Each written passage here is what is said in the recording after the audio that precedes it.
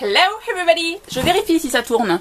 Oui, ça tourne cette fois-ci. C'est un peu ma troisième reprise. Alors pardon, comme vous pouvez le voir dans le titre, c'est le Taylor Swift Book Tag que j'avais envie de vous faire depuis un certain temps. Parce que je suis grande fan de Taylor Swift. Et c'était un besoin pour moi de vous le mettre en ligne le jour de la sortie de son nouvel album 1989. Je m'excuse s'il y a une personne qui l'a déjà repris en français parce que je me suis pas trop renseignée. J'avais juste envie de vous partager ma passion et de vous faire un nouveau tag. On va commencer tout de suite. Je vous présente les 10 plus 2 questions qui représentent le tag et pardon une nouvelle fois pour la traduction approximative des questions. Alors, la toute première chanson utilisée dans ce tag c'est We Are Never Ever Getting Back Together. Et pour cela, il fallait prendre un livre dont on était amoureux à une certaine époque et aujourd'hui on a envie de rompre avec cette série. Et après mûre réflexion, je vous ai pris La Communauté du Sud par Charlène Harris, édité chez J'ai lu. Parce que il y a plusieurs années maintenant, j'avais enchaîné les 8 premiers tomes avec empressement, avec une envie dévorante de connaître la suite. Mais, comment dire que, en fait, à la fin du 8, il fallait que j'attende les suivants dans leur réédition. Et quand enfin est sortie la suite, j'avais plus du tout envie de savoir qu'est-ce qui allait se passer. J'ai ressenti une certaine casse, j'arrive pas à tourner ma phrase. Et du coup, bah maintenant, ça fait 3 ans que les 9 et 10 sont dans ma palle. Un jour, je les lirai, mais je ne suis pas pressée de connaître la suite. Au revoir, Suki Stackhouse. Ensuite, question numéro 2, chanson numéro 2. Il s'agit de Red, un livre tout simplement où il faut prendre une couverture rouge. Je vous ai pris, sans aucune réflexion possible, le tome 1 des Revenants, Die For Me par Amy Plum, édité chez Milan Macadam en français. Je vous sors mon édition anglaise parce que c'est mon tout premier VO, alors il fallait que je vous le mette dans cette vidéo, parce qu'en plus, la couverture est rouge et elle est magnifique. Que demander de plus? Hop. Chanson numéro 3, The Best Day. Il suffit de prendre un livre qui vous rend nostalgique. Et j'avais un peu peur de vous prendre ce livre pour cette vidéo parce que je vous présente toujours les mêmes livres dans les tags. Et je m'en excuse, mais en même temps, je vous prends des livres que j'affectionne beaucoup. Donc il avait forcément sa place dans cette vidéo. Je vous ai pris le tome 1 de L'été où je suis devenue jolie par Jenny Han. Vous savez que cette série me plaît, vous savez qu'elle m'a énormément émue. Et il fallait que je vous la présente parce que pour moi, ce bouquin, cette série, me fait penser à mon enfance, me fait penser à des souvenirs de famille, me fait penser à l'été. Et sachant que maintenant on est en automne, on commence progressivement à regretter l'été, même si nous à Marseille on a un temps très clément. Et voilà, je l'aime beaucoup et je m'excuse pour les personnes qui n'aiment pas cette série. Et je ne pense pas du tout à toi Benjamin quand je fais cette remarque. Mais vous allez souvent le voir sur ma chaîne et que dire de plus? Je lui dis au revoir et à bientôt. Après, question numéro 4. Love Story. Je vous ai pris Un couple interdit. Vous savez sûrement en me connaissant que ça représente 75% facilement de ma bibliothèque, mais il fallait bien en choisir un seul. Et je vous ai pris le tome 1 des Royaumes Invisibles par Julie Kagawa, La Princesse Maudite, édité chez Darkest. Il est probable que vous ne connaissiez pas cette série, ce que je regrette fortement, mais je ne vais pas vous taper. Et c'est la toute première série sur les fées que j'ai lue et qui m'a fait apprécier cette créature surnaturelle. Donc, je vous le recommande chaudement, sachant que Darkest a décidé de le rééditer en poche. Donc là, franchement, vous n'avez plus aucune excuse si vous ne le lisez pas. Je vous laisse imaginer qu'il y a une histoire d'amour interdite de par la question, mais je vais essayer de ne pas vous spoiler davantage. C'est un univers que je trouve très riche, très intéressant. Et je suis impatiente de me replonger dedans, mais je sais pas quand. Ensuite, question numéro 5. I Knew You Were Trouble. Donc il faut prendre un personnage qui est vilain, qui est méchant, mais qu'on ne peut pas s'empêcher d'affectionner. Et vous me connaissez sûrement, vous savez que j'aime bien aimer les méchants. Je sais pas, j'ai un truc avec eux, et ça c'est le meilleur méchant de ma vie. Il s'agit de Warner dans Insaisissable par Tahir et Mafi, édité chez Michel Lafon. Et comment vous dire, j'adore Warner, j'adore sa personnalité torturée, mais tellement forte en même temps. Et voilà, je suis sûre que même vous qui l'avez détesté au début de la série, par la suite vous avez ressorti forcément à un moment de la série un élan d'amour pour lui. Et voilà, je peux pas m'empêcher de l'aimer ce gars. Et il est franchement dans mon top 10 des mecs les plus parfaits dans tous les livres que j'ai pu lire dans ma vie. Il est trop bien. Ensuite, question numéro 6, Innocent.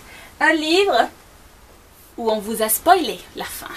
Alors, j'ai pas vraiment de livre où on m'a spoilé, où je me rappelle pas exactement si on m'a spoilé, mais je vous prends le tome 3 Bon, j'ai que le 1 en main. Le tome 3 de Divergent, donc Ali Agent, édité chez Nathan en français, écrit par Véronica Roth.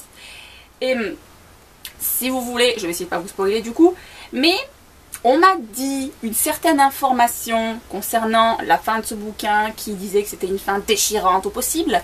Et du coup, à peine j'ai ouvert le tome 3, j'ai lu quelques pages et je savais déjà quelle allait être cette fin déchirante que tout le monde détestait. Je l'ai deviné de par ce qu'on m'avait dit avant. Donc je trouve ça malheureux de connaître la fin. Mais l'événement, moi, je ne l'ai pas trouvé si tragique. Je sens que je vais avoir des pouces rouges sur cette vidéo rien que pour avoir dit ça. Enfin bon bref, je vous conseille quand même Divergent. Et question suivante. Alors, le livre suivant c'est Everything Has Changed. Qu'il faut prendre un bouquin où l'héroïne, ou le personnage principal, évolue beaucoup. Et moi, le premier livre qui m'est venu en tête, c'est Jeu de patience, le tome 1 par Jennifer L. Armentrout, édité chez J'ai lu. Parce que notre demoiselle, au début de ce bouquin, est totalement brisée. Elle est démunie, elle ne sait pas ce qu'elle va faire de sa vie. Elle est pas bien dans son cœur, dans sa tête, dans tout ce que tu veux. Et le fait, de par les événements qui arrivent dans le bouquin, elle se reconstruit, elle devient plus en paix avec elle-même. Et j'ai trouvé ça très très beau. Donc voilà, je vous le recommande chaudement. Pour ceux qui ne savent pas encore, c'est mon new adulte favori de la vie. Voilà. Donc, maintenant le fait de l'avoir eu en main, ça me donne envie de relire des passages. C'est très mal. Ensuite, question suivante qui est You Belong With Me. Alors, celui-là, j'ai pas le bouquin en main. C'est le livre qui vous fait trop envie en ce moment. Je vous mettrai le lien en barre d'infos pour que vous ayez la couverture. Il s'agit de Across the Universe, ou il vient de sortir chez Pocket Jeunesse en France le mois dernier, qui est Au-delà des étoiles. Voilà, il me donne un peu énormément envie. Je sais pas trop quand je le lirai, mais j'espère vraiment qu'un jour je le lirai. Je tourne la page des questions. Question suivante. Ma chanson préférée de Taylor Swift, Forever and Always. Et donc il faut prendre votre couple préféré.